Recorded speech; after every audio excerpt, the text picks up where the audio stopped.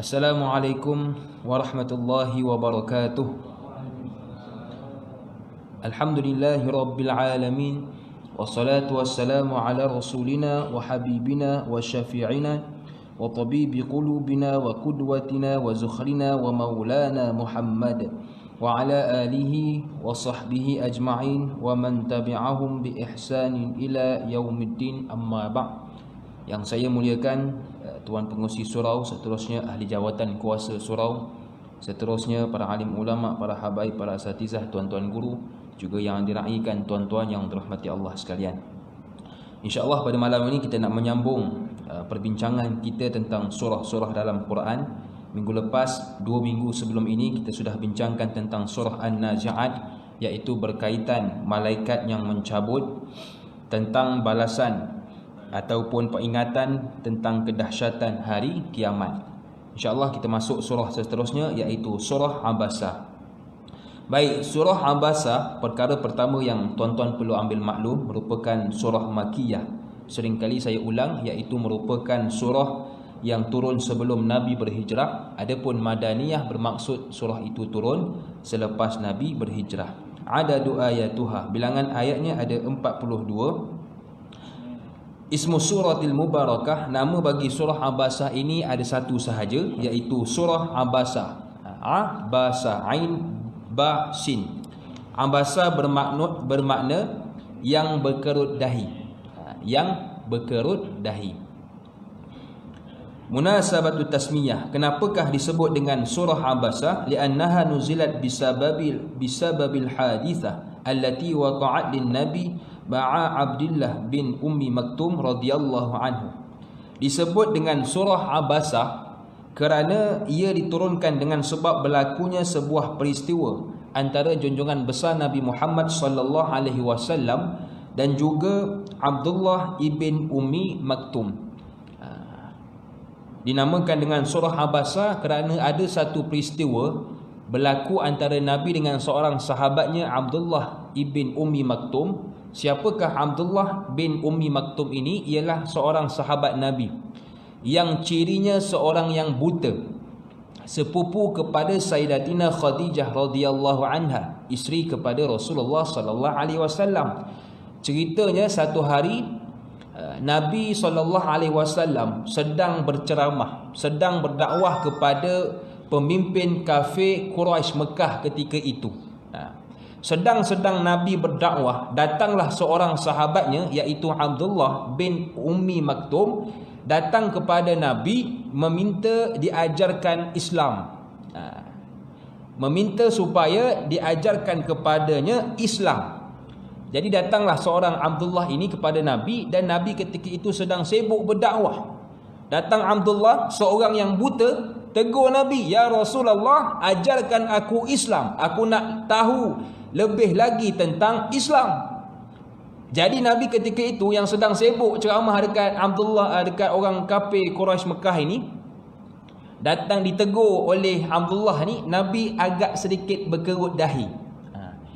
Dia Abasa, bukan Kalha. Abasa ni maknanya Nabi ni dia berkerut dahi, tapi tak sampai merubah muka. Maknanya kerut sikit je lah, tak ada sampai macam tak nampak sangat, hanya sikit kerutannya. Dia bukan Kalaha. Kalau Kalaha, kaf lam ha, bermakna rasa terganggu sampai gigit gigi. Itu memang nampak sangat perubahan di riak wajah. Itu Kalaha. Tapi ini Abasa, iaitu Nabi berkerut dahi sedikit sahaja, tidak merubah mukanya. Bila Nabi begitu, Allah tegur Nabi Muhammad sallallahu alaihi wasallam. Sebab Abdullah ni dia datang, dia pun, ialah kita manusia, kalau nampak orang tengah sibuk pun kita faham kan, nantilah YB tengah cakap dengan orang tu, nantilah dia tengah sibuk berbincang dengan orang lain, nantilah. Kita pun kalau manusia kita faham. Tapi ketika itu Abdullah bin Ummi Maktum seorang yang buta, dia tak tahu Nabi ni tengah ceramah kan. Jadi dia pergi je lah, "Wahai Rasulullah, ajarkan aku Islam." Sebab dia buta, tak tahu Nabi tengah mengajar. Dan Nabi pun ketika itu tengah sibuk. Nabi macam kita lah, kita tengah Kalau kita orang bisnes, contohlah kita tengah closing, kita punya customer kan, ni customer baru ni, dia nak beli produk kita kan, dia nak beli banyak pula. Kita ini kena closing ni, tengah sedap-sedap pam sampel produk bagus, ambil ni percuma apa, datang kawan kita ni selalu beli dengan kita, customer tetap. Tapi dia buta, aku nak produk kau lagi, boleh tak?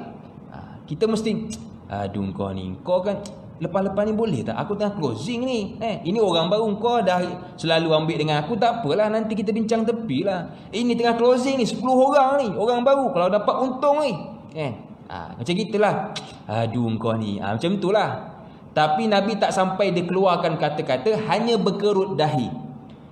Tapi walaupun Nabi agak sedikit berkerut dahi, Allah tegur Nabi.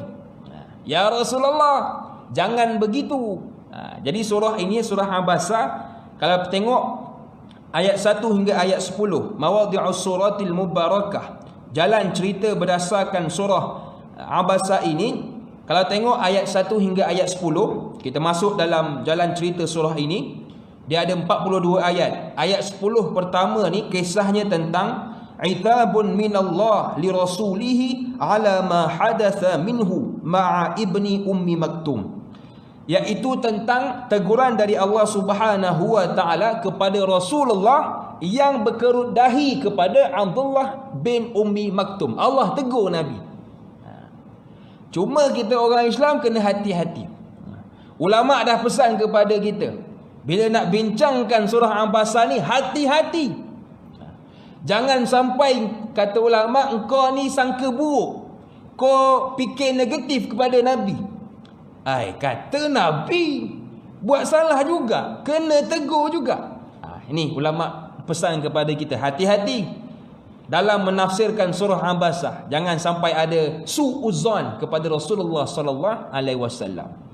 Allah tegur Nabi ni bukan Nabi buat dosa. Nabi maksum, Nabi tak ada dosa.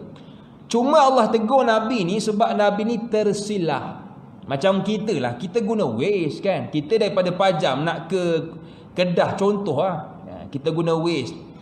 Tengah-tengah sibuk kita sembang dengan isteri kan, tengah-tengah sibuk pak. Tengok-tengok terlepas masuk simpang kiri. Waze kata kalau nak ke Kedah kona kanan contoh. Kona kanan tapi kita terkona kiri.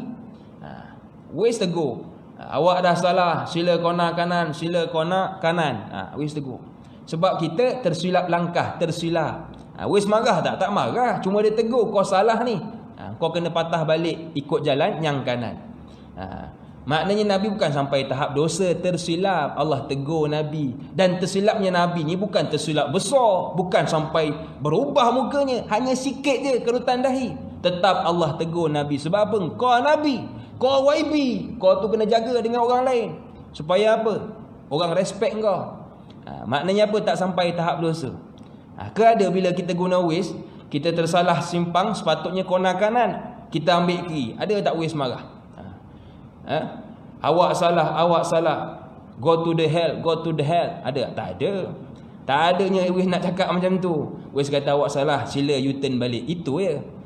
Jadi ayat 1 hingga ayat 10 ni, antara pengajaran yang pertama ialah Allah nak tegur Nabi. Cuma jangan sampai kita kata Nabi berdosa. Tidak, hanya tersilap sedikit sahaja.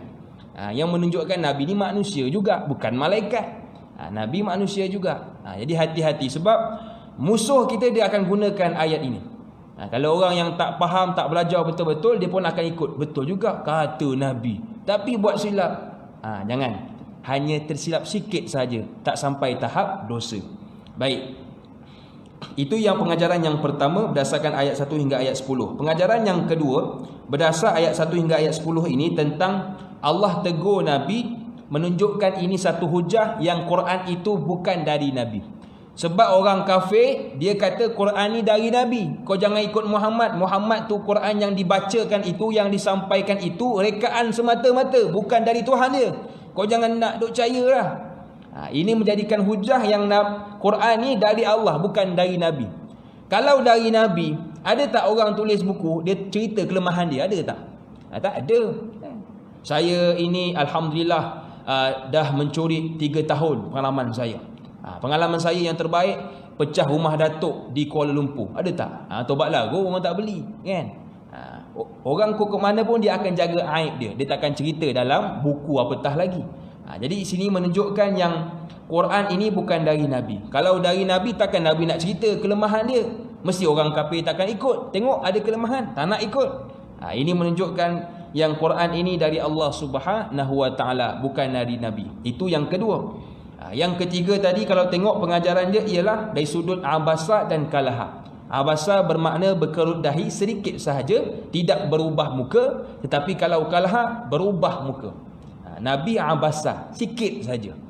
Itu yang ketiga. Yang keempat, kalau tengok juga dalam ayat 1 hingga ayat 10, Allah menggunakan abasa wa tawalla. Dia yang berkerut dahi dan berpaling muka. Kalau tengok Allah guna dia, kata ganti nama yang ketiga. Allah tidak menggunakan kamu Muhammad yang berkerut dahi dan berpaling muka. Kata ulama di sini, Allah tegur Nabi secara lembut. Allah tak guna ka. Kalau ka, kita macam kita kan, engkau. Dia mungkin direct, tapi kita ikut orang ketiga kan? Kita tegur umum. Tapi kalau orang yang buat, dia akan terasa. Menunjukkan yang Allah ini tegur Nabi secara lembut. Itu pengajaran yang keempat. Dan pengajaran yang kelima, berdasar ayat 1 hingga ayat 10, ialah Allah nak ajarkan kepada kita ini tentang sampaikan. Kau hanya sampaikan, dan kerja kau bukan pastikan masuk Islam. Allah cerita kepada Rasulullah, ya Rasulullah, tugas kau ni sampaikan, bukan kena sampai masukkan Islam. Sebab itu kalau tengok Allah kata, kau duk sibuk layan orang kafir Quraisy ni, kata Allah. Kau duk sibuk layan pemimpin Mekah. Pemimpin Mekah tu belum Islam. Yang Abdullah ni dah Islam. Yang kita duk sibuk cerita dekat orang kafir, yang ketika itu orang kafir ni dia bukan nak dengar sangat pun ni. Dia cari point je nak kalahkan Nabi. Tapi bila datang Abdullah, tak layan. Sebab tu Allah kata, kau layan Abdullah, orang yang betul-betul nak Islam. Sedangkan orang kafir ni hanya sahaja nak duduk dengar begitu je. Bukan nak tahu sangat. Jadi Allah kata, fokus kepada Abdullah bin Ummi Maktum. Jadi itu pengajaran yang boleh kita ambil berdasarkan ayat 1 hingga ayat 10. Ayat yang seterusnya, ayat 11 hingga ayat 16, ceritanya tentang Al-Quranu afdalu zikri wa akbaru mau'izah liman ya'qilu wa yatadabbar. Ayat yang ke-11 hingga 16, ceritanya tentang Al-Quran ini ialah sebaik-baik peringatan. Sebaik-baik peringatan. Kalau tengok kata ulama, kenapakah Al-Quran ini disebut sebagai peringatan? Sedangkan peringatan ni mesti benda yang dah berlaku, benda yang dah lama, betul tak? Aku nak ingatkan kau ni, kau jangan buat lagi. Dulu kau dah buat, kau buat begitu, jatuh kemalangan. Aku pesan sekali lagi, kau jangan dah bawa laju-laju. Baru peringatan. Tapi Quran ini ketika itu benda yang baru, diturunkan zaman Nabi, benda yang baru. Jadi kata ulama, kenapakah disebut peringatan? Kerana sebenarnya kata ulama, Quran dia nak ingatkan kita yang kita ini dah janji dengan Allah dulu, kau Tuhan aku. Quran turun, dia ingatkan balik yang kau nak lawan Allah. Kenapa? Dulu elok-elok, sebelum kau lahir kau janji kau Tuhan aku. Kau dengan Allah dah janji elok dah. Bila kau lahir, kau mungkir pula janji dia. Quran datang balik, Quran cerita balik kisah kita dengan Allah Subhanahu Wa Taala. Pada ayat 172 surah Al-A'raf, Allah kata, alastu bi rabbikum, betulkah engkau Tuhan kami? Bukankah aku ini Tuhan kamu, kata Allah. Kita pun balas, qalu bala syahidna, ya betul, engkau Tuhan kami, kami menjadi saksi. Dulu kita pernah janji dengan Allah. Allah kata, alastu bi rabbikum, betulkah aku ni Tuhan kamu? Kita jawab, qalu bala syahidna, ya engkau Tuhan aku. Jadi Quran turun sebagai peringatan, nak cerita kepada kita, dulu kau dah janji, yang kau duk mungkir kenapa? Sebab itulah Quran ini kata ulama disebut sebagai peringatan yang terbaik, terbesar.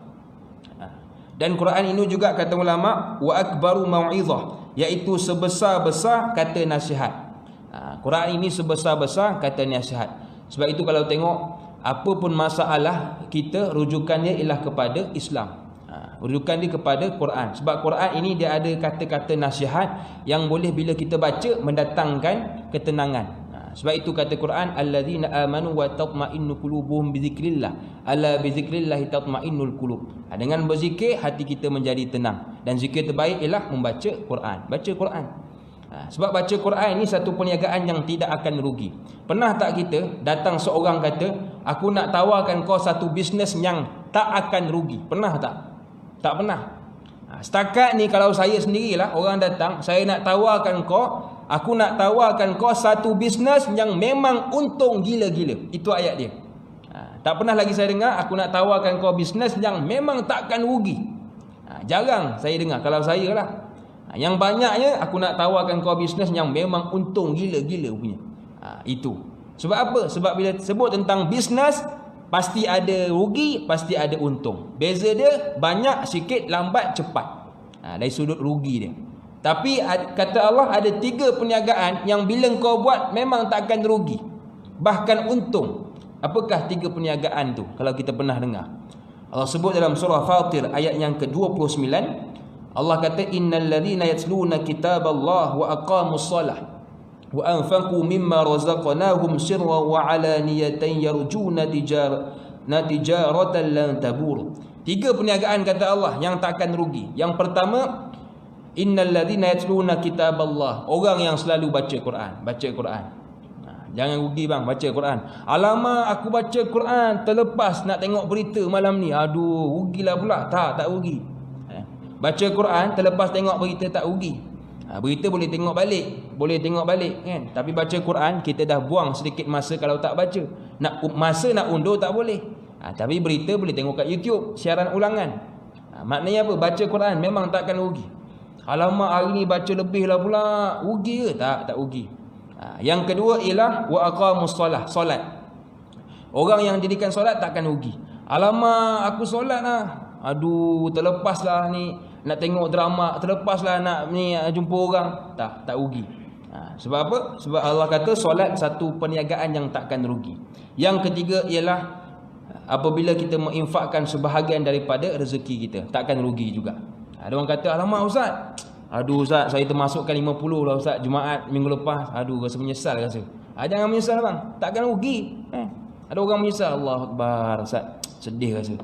Saya memang dah target nak bagi RM10 je pergi solat Jumaat, tapi tiba-tiba masa keluar tu hijau warna RM50. Aduh, macam mana pula boleh keluar? Tanya rumah, balik rumah tanya bini, yang macam mana yang ada 50 dalam poket ni?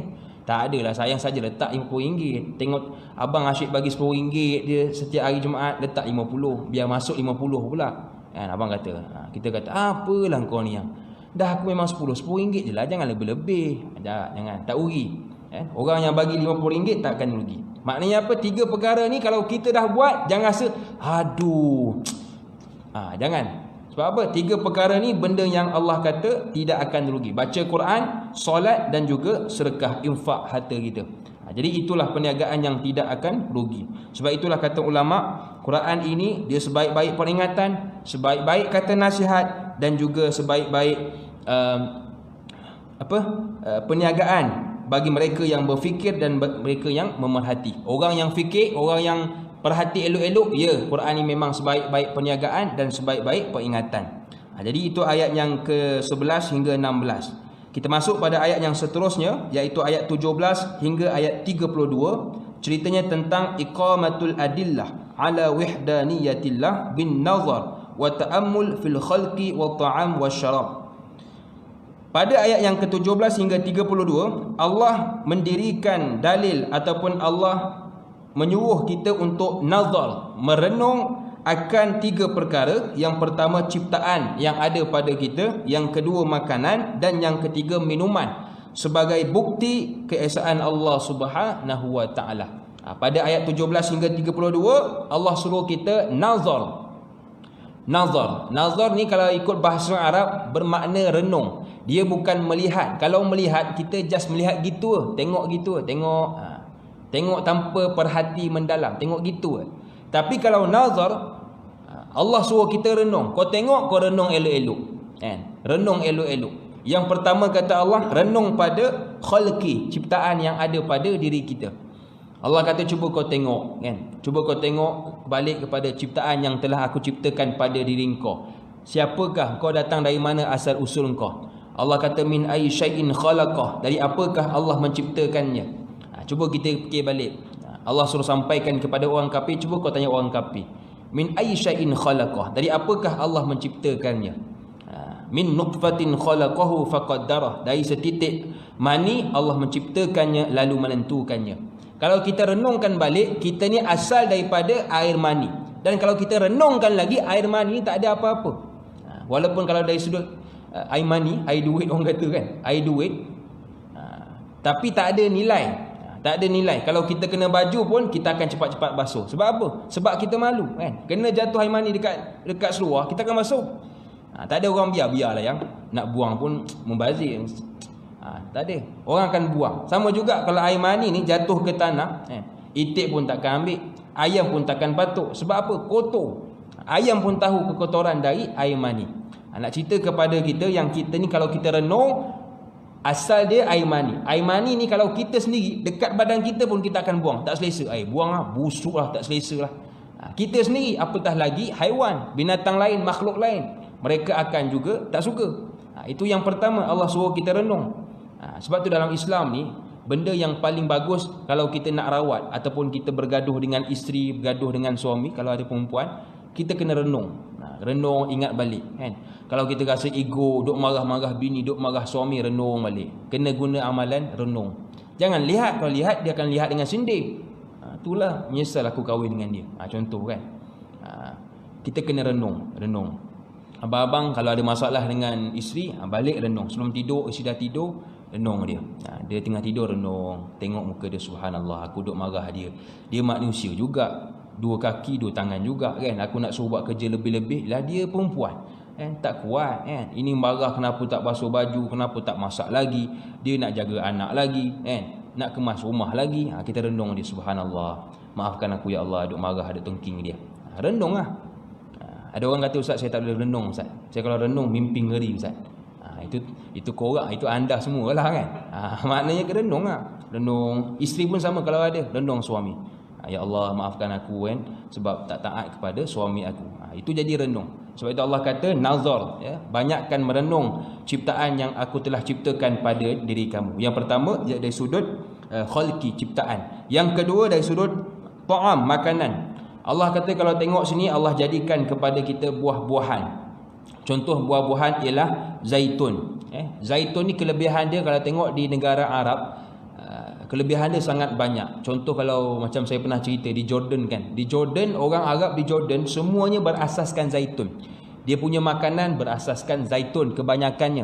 Dia punya kecantikan banyak juga daripada zaitun. Semuanya dari zaitun. Cuma setakat ni kalau kereta minyak petrol lagi lah. Tak ada lagi minyak zaitun kan. Minyak zaitun berkat-berkat tak ada lagi. Menunjukkan kita kat di sini, minyak zaitun ni satu kelebihan yang Allah berikan kepada kita. Minyak zaitun je, tapi dia punya kelebihan banyak. Itu baru satu buah Allah ceritakan kepada kita. Kenapa Allah sebut zaitun Ustaz? Allah tak sebut nangka. Sebab ini zaman Arab, zaman di Mekah. Kalau contoh di Melayu, ayat Quran tu turun di Pajang, barangkali mungkin cempedak, nangka kan. Ini di Mekah, orang Mekah ketika itu zaitun. Sebab itu Allah sebut wa zaituna wa nakhla, buah zaitun. Allah tak sebut lah. Orang kata kenapa tak sebut canai, capati kan? Tak adanya. Takkanlah nak sebut canai wa capati, tak adanya kan. Sebab apa? Kalau tengok Quran ini, banyak kita tengok kenapa disebut buah-buah di belah Arab, makanan-makanan di belah Arab. Kerana ketika itu Quran turun kepada orang Arab, tetapi dia punya ibrah dia kepada seluruh umat Nabi Muhammad sallallahu alaihi wasallam. Baik. Jadi ini menunjukkan kepada kita Allah suruh tengok 3 perkara ini dengan renungan. Dengan renungan. Sama juga kalau kita hari ini ada masalah, renung balik. Apa aku buat setakat ni? Apa yang benda masalah yang aku buat sampai jadi begini? Kuasa renungan. Baik, itu ayat yang ke-17 hingga ke-32. Kita masuk pada ayat seterusnya. Ayat 33 hingga ayat 37. Ceritanya tentang syiddatul mawqif yaumul qiyamah, iaitu betapa dahsyatnya keadaan hari kiamat nanti. Pada ayat yang ke-33 dan 37, Allah ceritakan kepada kita betapa dahsyatnya akan keadaan hari kiamat, yang mana ada 5 keadaan. Yang pertama iaitu datangnya suara as-sakhah, suara yang memekakkan. Nanti bila berlakunya hari kiamat, akan datang satu suara yang dipanggil sakhah, suara yang memekakkan. Yang mana suara ini bila kita dengar, sampai tahap telinga kita boleh pekak. Sebab tu kata Allah, kau dulu orang kafir, kau pekakkan telinga kan, kau tak nak dengar, kau buat-buat tak dengar apa yang disampaikan oleh Nabi. Nanti kau tunggu sampai di hari akhirat akan ada satu suara yang disebut as-sakhah, iaitu suara yang bila kita dengar akan memekakkan telinga kita. Itu yang pertama, keadaan ketika hari kiamat. Yang kedua, manusia lain lari dari saudaranya. Yauma yafirul mar'u min akhi. Yang kedua keadaannya, sampai satu masa di akhirat nanti, saudara akan lari dari saudara yang lain. Saudara kita akan lari daripada kita. Kita nampak saudara kita, kita akan lari. Saudara kita nampak kita, dia akan lari. Kalau tengok di sini al-mar'u, digunakan al-mar'u. Al-mar'u ni maknanya manusia juga, tapi manusia yang tidak ego. Manusia yang mana dekat dunia ni dia tak ego. Dia jenis kalau tengok orang susah dia akan tolong. Kalau dengar saja perlukan bantuan dia akan bantu. Dia tak ego, manusia yang tak pentingkan diri. Tapi Allah kata manusia yang sebegini nanti di akhirat juga akan pentingkan diri sendiri. Jumpa member dia, dia akan lari. Tak adanya tengok alamak sianlah pula, tolong sekejap, tak ada. Itu dekat dunia. Sampai tahap manusia yang tak ego dekat dunia ni pun, bila sampai di akhirat dia juga akan mementingkan diri sendiri. Sebab itu Allah menggunakan al-mar'u, manusia yang tidak mementingkan diri sendiri. Sebab apa manusia ni lari daripada saudaranya? Sebab apa kita lari daripada saudara kita? Sebab ketika itu kita tak nak saudara kita jumpa kita, Din, cantik, memang aku nak tuntut pahala dengan kau.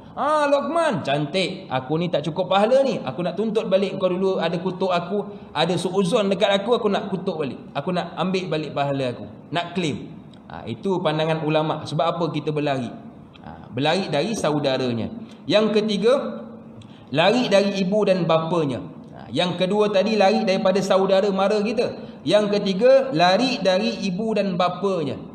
Ada orang fikir, takkanlah mak ayah jumpa anak nak lari, betul tak? Takkanlah mak ayah kita bila jumpa kita, anak aku lari lah. Takkan kita pun jumpa mak ayah kita, kita nak lari. Kalau fikir logik, memang kalau fikir logik kita akan fikir, takkanlah mak ayah, paling kurang mak ayah kata tak apalah, kalau kau ada pernah derhaka aku halalkanlah. Itu kalau kita fikir logik. Sebab itu Islam ini benda yang ada dua, logik dan perkara ghaib. Kalau kita main logik sahaja, kita taraf orang kafir yang tak boleh terima perkara ghaib. Sebab tu mereka tak percaya Quran, tak percaya hari akhirat, sebab setakat logik. Tapi kalau orang yang beriman, dia percaya dua perkara, iaitu perkara yang logik dan juga perkara yang ghaib. Kalau kita fikir kat sini dari sudut logik, memang mak ayah tu dari hati dia dekat dunia dia takkan jatuhkan anak dia, dia takkan lari daripada anak dia. Tetapi di akhirat kata ulama, nafsi, diri sendiri. Walaupun mak ayah dia akan lari. Sebab apa? Ketika itu masing-masing tengah sibukkan diri masing-masing, takut-takut dihumban ke neraka Allah Subhanahu wa taala. Sampai begitu kata Allah Subhanahu wa taala, nanti di akhirat kamu pun akan lari dari ibu bapa kamu. Itu yang ketiga. Yang keempat situasinya ketika di hari kiamat nanti ialah wasahibatihi wa bani, iaitu isteri dan anak-anak kita dulu yang kita rasa dekat dengan kita, sayang dekat kita masa dekat dunia, pun akan lari cabut daripada kita bila berjumpa. Anak kita jumpa kita lari, kita jumpa dengan isteri kita lari kan. Dulu dekat dunia berjanji lain macam kan, yang abang kalau boleh nak sehidup semati dengan saya. Abang kalau boleh, kalau sayang jam, abang jam. You jam, I jam. Tapi tak, dekat neraka you jam, lantak engkau lah. Aku nak jam ke syurga Allah Subhanahu wa taala. Jadi nak ceritakan di sini kalau boleh, memang sampai di akhirat walaupun sayang macam mana pun, tetapi memang kita akan lari daripada isteri dan suami kita. Sebab apa? Takut isteri kita dia akan tuntut. Dia akan tuntut. Cantiklah suami aku ada ni. Bang, abang hari tu tak cukup nafkah, saya nak minta claim dengan abang ni supaya apa? Pahala saya jadi berat. Sampai begitu rupa. Itu anak beranak, mak ayah jangan ceritalah kawan-kawan lagi dituntut. Kalau mak ayah pun tuntut, isteri pun tuntut. Dan ada orang kata kalau dekat akhirat takkanlah orang yang nyanyuk, orang yang gila pun akan tuntut kepada kita. Dia gila dulu, kita buat jahat dengan dia gila. Takkan dia ingat, paling kurang dia lupalah kita sepak dia, kita hina dia. Tak. Di akhirat nanti kata Allah, kata ulama, dekat akhirat kita akan menjadi akal yang sempurna. Orang yang gila ke, orang yang nyanyuk, dekat akhirat dia akan jadi sempurna. Bila orang tuntut dengan dia, dia akan ingat, betul lah. Dia tak ada ayat ya ke? Tak ada pun, aku rasa tak ada engkau kutuk aku. Tak ada. Itu dekat dunia bang. Dekat akhirat orang yang nyanyuk, orang yang gila akal jadi sempurna. Jadi abang jangan syukur, alhamdulillah sebaik aku nyanyuk. Tak ada, jangan syukur. Sebab apa? Orang yang walaupun akalnya tak berapa waras, tak berapa kuat, sampai di akhirat nanti dia akan jadi kuat. Bila orang tuntut, dia akan ingat, aku ada kutuk engkau. Dia tak ada ayat, ya je engkau ni. Itu nak katakan dahsyatnya hari kiamat nanti. Jadi itu yang keempat. Dan yang kelima, keadaannya ialah sya'nu yughni, iaitu mempunyai urusan yang cukup menyibukkannya. Iaitu pada hari kiamat nanti, semua orang sya'nu yughni, ada urusan masing-masing yang cukup menyibukkannya. Ada seorang Nabi bersabda, isteri Nabi tanya kepada Nabi, ya Rasulullah, bagaimana keadaan ketika hari kiamat? Nabi kata ketika hari itu semua dalam keadaan telanjang, tidak berpakaian, tak pakai baju, telanjang, nampak aurat. Jadi tanya seorang isteri Rasulullah sallallahu alaihi wasallam, bagaimana nanti kalau semua tak pakai baju, telanjang, adakah kita ini akan tengok satu sama lain? Dah telanjang, takkan tak tengok member sebelah kan?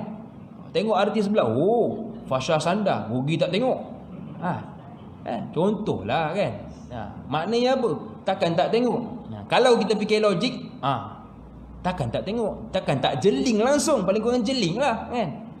Kata Nabi, tidak. Kau tak akan pandang pun walaupun duduk sebelah kau itu tidak berpakaian. Sebab apa? Terlalu sibuk duk fikir ni, cukup tak pahala, macam mana ni aku ni kalau orang duk kutuk aku, macam mana ni aku nak ni. Duk sibuk urusan masing-masing. Sebab itu Nabi bersabda, kelak kalian akan dihimpunkan di hari kiamat dalam keadaan tidak beralas kaki, telanjang, jalan kaki lagi dalam keadaan tidak bersunat. Maka salah seorang isteri baginda bertanya kepada Rasulullah sallallahu alaihi wasallam, apakah kita dapat melihat yang lain atau aurat sebahagian yang lain? Nabi jawab, tiap-tiap orang sibuk dengan urusan masing-masing hingga tidak sempat menengok aurat mereka yang lain. Nak katakan di sini, sibuknya kita di hari akhirat sampai kita pun tak sempat nak jeling kepada kawan ataupun adik-beradik kita yang berada di sebelah. Jadi itulah 5 keadaan yang sangat menggusarkan kita, iaitu keadaan Allah ceritakan di sini. Tengok, Allah gunakan ibu bapa, Allah gunakan isteri-isteri. Sebab apa? Sebab nak katakan di sini, kalau isteri pun tuntut, kau jangan cakap member lah. Kalau isteri tuntut, member tak tuntut dia, member lagi lah tuntut. Kalau isteri tuntut, adik-beradik kita tuntut. Sebab itu kalau boleh, kita ni sebelum meninggal, kita dituntut untuk kita ni minta maaf. Minta maaf. Sebab apa? Tak nak jadi beginilah. Jumpa dengan saudara nak lari, ataupun kita jumpa dengan orang kita sendiri nak lari. Kalau boleh kita nak tenang je. Supaya apa? Kita tak rasa beban.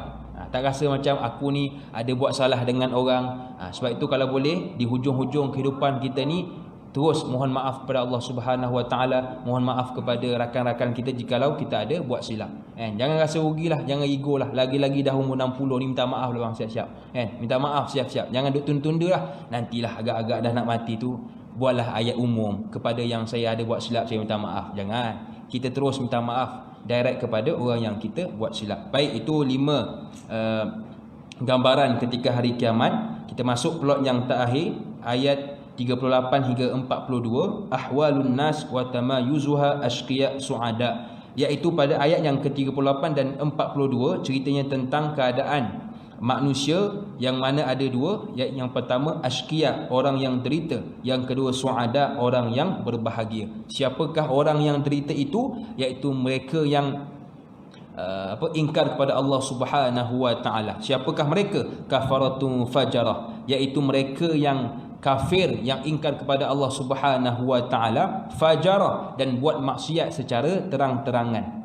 Kafaratun fajarah ni maknanya kafir yang buat maksiat secara terang-terangan. Dia ni dah tahu dah salah, hidayah dah sampai, tapi buat juga maksiat. Macam orang kafir Mekah lah.